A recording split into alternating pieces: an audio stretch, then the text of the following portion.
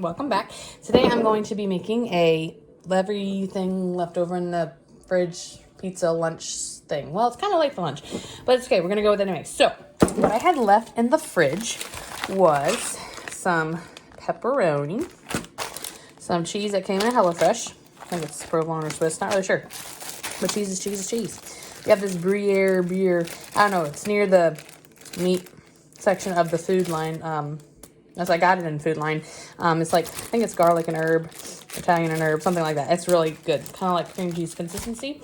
I have some mushrooms, pizza crust, and I guess spaghetti sauce. But we're going to use it as pizza sauce, leftover cheese, and then some Hoop extra sharp cheddar cheese that I'm going to grate to put on top. So it's going to be a mushroomy, cheesy tomato pizza. So the first thing I'm going to do is get my pre-foiled sheet here, and I'm going to go ahead and put my pizza crust on it. So let me do that real quick and we'll do the next step. So I have my pizza crust laid out kind of thin, kind of small, but perfect size for what I'm going to do with it. So next thing to do would be to open up our sauce. I'm obviously not going to use all of this, so just use a little bit. There you go. I'm just going to pour a little bit. Usually a couple tablespoons work, and I'm going to use a spoon to smooth it out. You don't want it too heavy on it. It'll also be too heavy and goopy when it cooks. So start off with a little and just kind of go from there. This is non-stick foil, by the way, too, so it should easily peel off. Now, this is a regular baking cookie sheet because my pizza stone is dirty, and I was lazy and didn't want to clean it. So just remember, if you're going to cut your pizza, make sure you do it on a glass cutting board or a plate. Take it off your cutting cookie sheet or else it will scratch it. So I'm going to do a little bit more. It's looking a little thin. This one's already pre-seasoned, so I don't have to really add too much more. The only thing I might add would probably be like Italian or something, or oregano. That usually makes it really good. So we went ahead and have this on it. I'm going to start by putting my sliced cheese on here and just kind of put it in strips along it. And I think the different flavors will go together really nicely. And then we're going to cut our onion.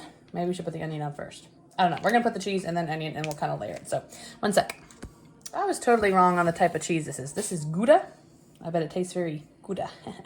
So I'm just going to peel these in strips and just kind of lay them throughout. I don't have a lot of this, but just every other piece be really good.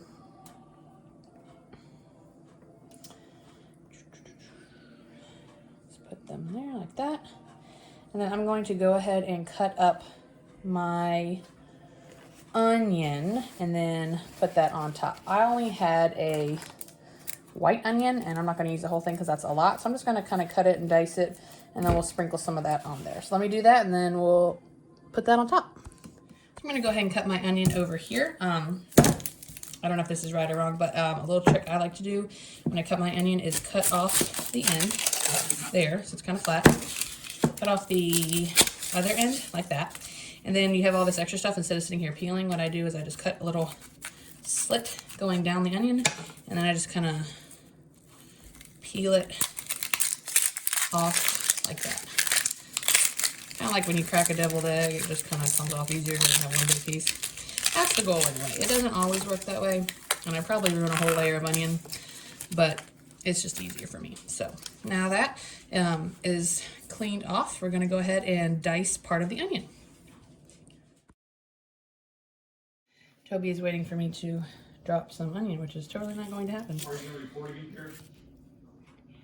So I'm going to go ahead and my diced kind of turn into chunks. So we're going to sprinkle those chunks over here, and let's do that. So I have my onions. We're going to go ahead and sprinkle.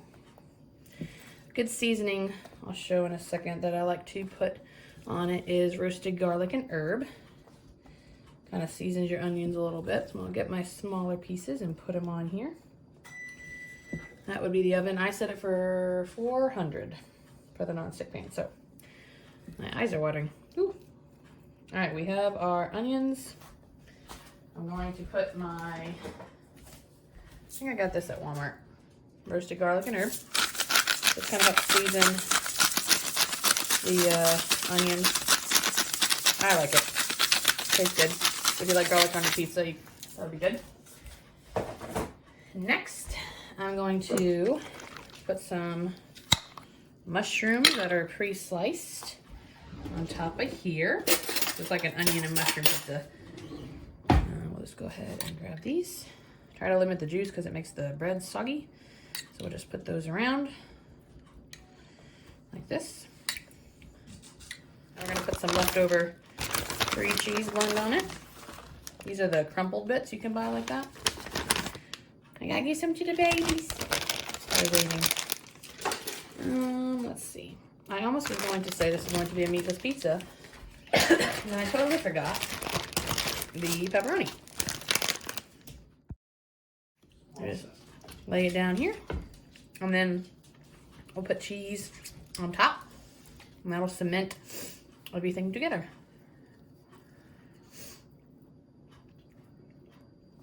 You can tell my OCD is totally not kicking in here.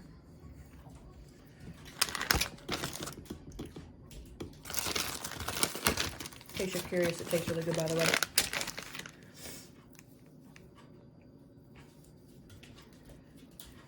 Finish putting those on.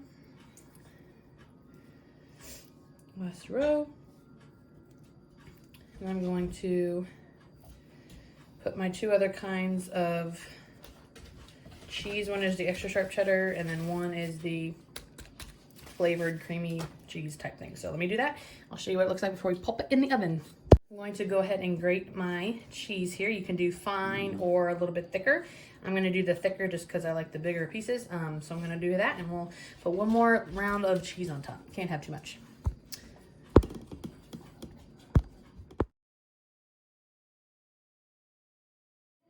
All right, I'm going to go ahead and put my Italian cheese on top. I'm just going to use a spoon and kind of flake chunks on top because I don't know else how to do it.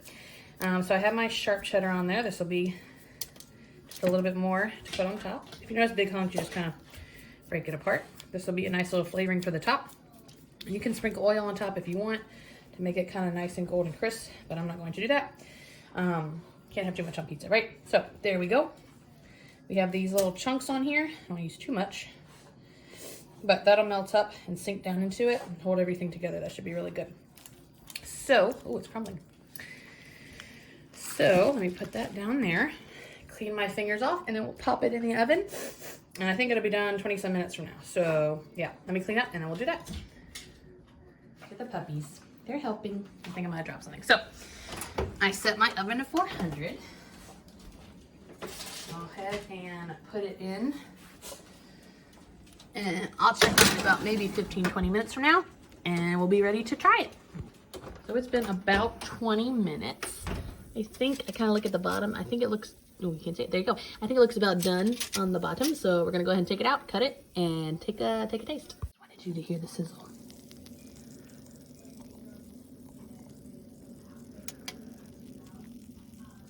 It looks delicious. So we're gonna try it out and see how it tastes.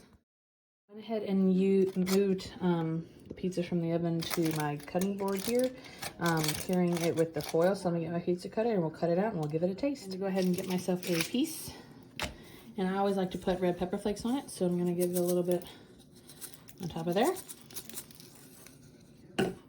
Now we taste.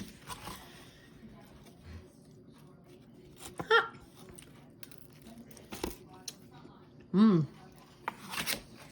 Very good. Different cheeses, Gouda, sharp, cheddar, and this, it's Italian herb, and garlic and herb, cheese with the onion, pepperoni, a little bit of seasoning and red pepper flakes. Definitely a win. Not too spicy, got a nice little tang to it. Definitely recommend. Enjoy.